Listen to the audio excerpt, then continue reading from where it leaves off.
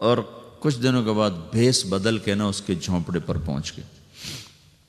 کہنے لگا جی مجھے تو بس آپ کی عقیدت اور محبت کھینچ کر لائی ہے، میں آپ کی نوکری کرنا چاہتا ہوں. اس نے کہا میاں میں غریب درویش آدمی، میری کیا نوکری کرو، بس آپ کے کپڑے دھوؤں گا، روٹی پکاؤں گا، میں آپ کے ساتھ رہوں گا. تو اس نے ساتھ رہنا شروع کیا، خدمت شروع کی. 4 مہینے گزر گئے تو ایک دن وہ جوگی کہنے لگا مجھے سونا بنانا بھی آتا ہے.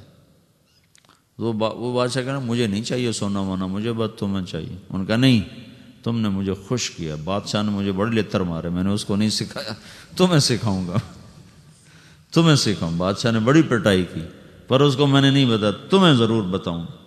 تو وہ اس کو لے گیا اور وہ جڑی بوٹیاں نکال کر یہ سونا بنا. ٹھیک ہے. اگلے دن بادشاہ غائب ہو گیا اور اس کو پکڑوا لیا دوبارہ.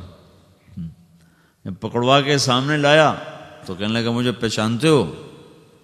تھوڑی دیر تو وہ دیکھتا رہا، پھر پہچان گیا. وہ شاہی لباس، وہاں نوکروں کا لباس، تو تھوڑی دیر تو لگی، پھر پہچان گیا. تو وہ ایسے کانپنے لگا. کہنے لگا مجھے پہچان لیا؟ کہاں جی پہچان لیا. کہ پھر میں نے سیکھا کہ نہیں سیکھا؟ تو کہنے لگا تو خدمت سے ہی سیکھا ہے نا، جوتے مار کے تو نہیں سیکھا ہے، خدمت سے ہی سیکھا ہے نا. تو اس وقت ہمارے کالجز میں استاد شاگرد والا قصہ ہی ختم ہو گیا.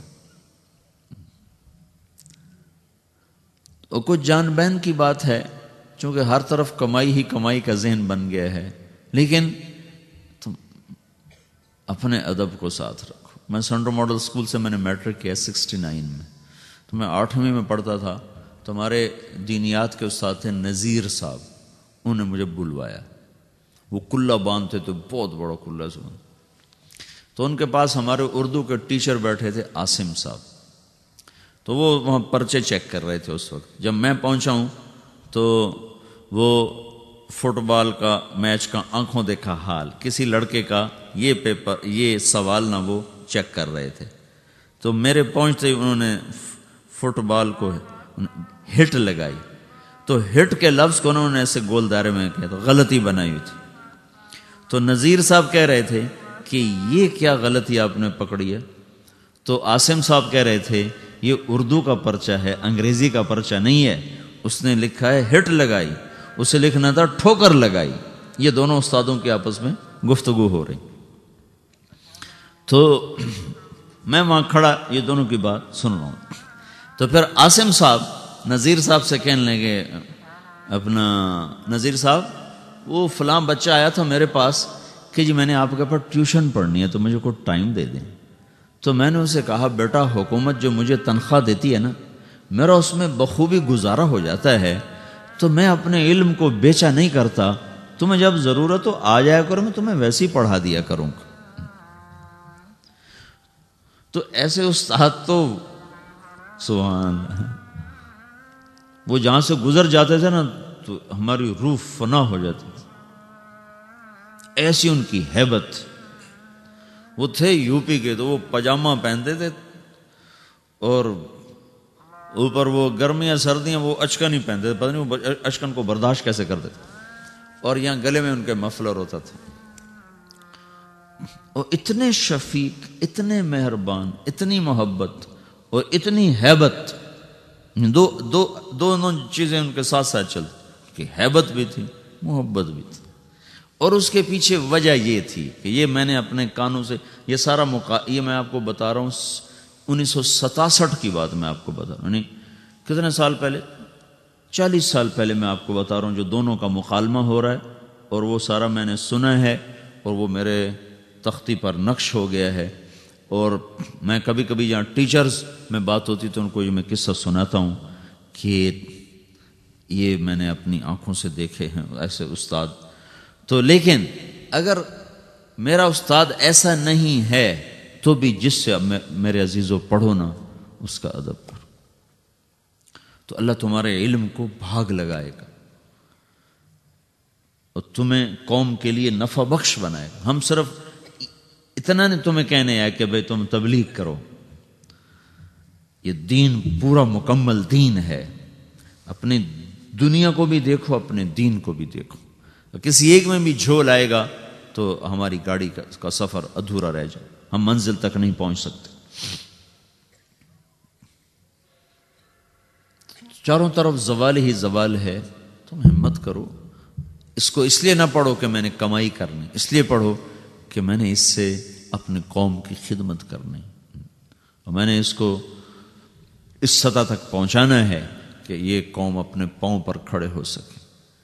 اور اس کے ساتھ جب تم اللہ کی بارگاہ میں سجدوں سے اس کو راضی کرو گے اور اس کو آگے رو رو کے مانگو گے تو اللہ تعالیٰ تمہیں راہیں بھی سجائے گا، راستے بھی بتائے گا، موقع موقع پر تمہاری راہبری فرمائے گا۔ ایک دوسرے کو گالی نکالنے سے بچو، جب کوئی قوم گالی نکالتی ہے تو اللہ کی نظروں سے گر جاتی۔ اللہ کے نبی نے فرمایا وَإِذَا تَصَابَتْ أُمَّتِي سَقَطَتْ مِنْ عَيْنِ اللَّهِ، جب کوئی قوم جب میری امت گالیاں نکالیں گے تو اللہ کی نظروں سے گر جائیں گے۔ اور میں تمہیں بتا رہا ہوں کہ بیت اللہ کو توڑ دینا چھوٹا جرم ہے، اور کسی مسلمان کو ماں بیٹی بہن کی گالی دینا یہ بڑا جرم۔ اپنے آپ کو گالی سے بچاؤ، غیبت سے بچاؤ، قرآن کے عادی بنو، موسیقی کے عادی نہ بنو۔ جہاں بھی لڑکے لڑکیاں اکٹھے پڑھتے ہیں وہاں نظر کی حفاظت کرو، کہ اس سے جتنی تیزی سے ایمان جاتا ہے اور کوئی چیز ایسی نہیں۔ بے پردگی یہ وہ پیٹرول ہے جس کی لگی ہوئی آگ کو 7 سمندر کے پانی بھی نہیں بجھا سکتا۔ جہاں پردہ اٹھتا ہے وہاں حیا اٹھ جاتا۔ 1792 میں ایک عورت تھی لندن میں جس نے سب سے پہلے آزادی نسواں کا نعرہ لگایا تھا، ورنہ اس سے پہلے یورپ بھی عورت اور مرد میں تفریق کا قائل تھا۔ اس کا نام تھا میری والسٹون کرافٹ۔ اس نے آزادی نسواں پر سب سے پہلے کتاب لکھی تھی۔ تو ان کے سامنے تو وحی نہیں تھی، قرآن نہیں تھا نا، ان کی تو بائبل تبدیل شدہ کتاب تھی سینکڑوں ترجموں کے بعد۔ وہ تو بھٹکیں تو ان کے پاس کوئی سند کو نہیں۔ ہم کیسے بھٹکے؟ ہمارے آگے قرآن کھڑا ہوا، ہاں ہمارے آگے رسول پاک صلی اللہ تعالی وسلم کی پاک زندگی کھڑی ہوئی،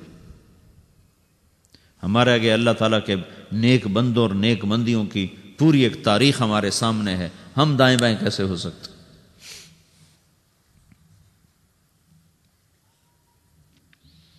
تو چونکہ ہم ایک فریب کا شکار ہو چکے ہیں، اس کا تو ہمارے پاس کوئی توڑ نہیں ہے، لیکن اتنا تو ہے کہ بھئی تم اپنی نظروں کو جھکا کے رہو اور اپنی نظر پہ پابندی رکھو کہ یہ غلط نہ اٹھے، کہ میرا اللہ قرآن میں کہتا ہے یعلم خائنۃ الاعین، جب تیری نظر غلط دیکھتی ہے تو یاد رکھ میں دیکھ رہا ہوں، تم مجھ سے چھپ کے نہیں دیکھ سکتے، وما تخفی الصدور، اور تمہارے دل میں آنے والے غلط چیزوں کو میں پڑھتا ہوں۔ پھر اس کے بعد میڈیا کی یلغار ہے اور فحش فلمیں اور فحش سیڈیز اور فحش پروگرامز، یہ ایک سوچی سمجھی سازش ہے میرے عزیزو ہماری نسل کو برباد کرنے کی۔ یہ تمہاری دشمنی ہو رہی، اس سے ٹکر لو، اپنے آپ کو مناؤ کہ نہیں ہم بے حیا نہیں ہیں، ہم فحش نہیں ہیں، ہماری نظر پاک ہے، ہم ان چیزوں کو دیکھنے کے روادار نہیں ہیں۔ ایک عرب سردار اپنے جہاد میں، یہ پہلی صدی کا واقعہ، 80-90 ہجری میں وہ گرفتار ہوئے ہیں اور ان کے ساتھ 10 ساتھی تھے، ان کو قتل کر دیا گیا۔ یہ ہیں حبیب، ان کا نام ہے حبیب۔ تو یہ بڑے اونچے لمبے نوجوان تھے، تو ان کو رومی سردار نے کہا یہ مجھے غلامی کے طور پہ دے دو، تو نے اس کو غلام بنا لیا۔ اس سے کہنے لگا اگر تو عیسائی ہو جائے نا تو میں تمہیں بیٹی بھی دیتا ہوں، اپنی جاگیر بھی دیتا ہوں۔ وہ کہنے لگا تو مجھے سارا جہان بھی دے دینا تو میں ایک پل کے لیے بھی عیسائی ہونے کو تیار نہیں۔ تو اس نے دیکھا کہ یہ اس طرح نہیں مانتے، تو اس نے ایک لڑکی کو تیار کیا اور ایک کمرے میں ان کو، ایک گھر میں ان کو بند کر دیا، 3 دن کا وہاں راشن رکھا اور کہا اس لڑکی کے ذمہ لگایا کہ تم اس نوجوان سے بدکاری کرواؤ، جب یہ بدکاری کرے گا تو پھر سب کچھ کرے گا۔ 3 دن 3 رات وہ لڑکی سارا زور لگا بیٹھی، حبیب بن عمیر۔ تیسرے دن وہ پکار اٹھی، بھائی تو کیا چیز ہے؟ تو لوہے کا ہے یا پتھر کا ہے؟ نہ تو دیکھتا ہے نہ تو نے کچھ کھایا ہے۔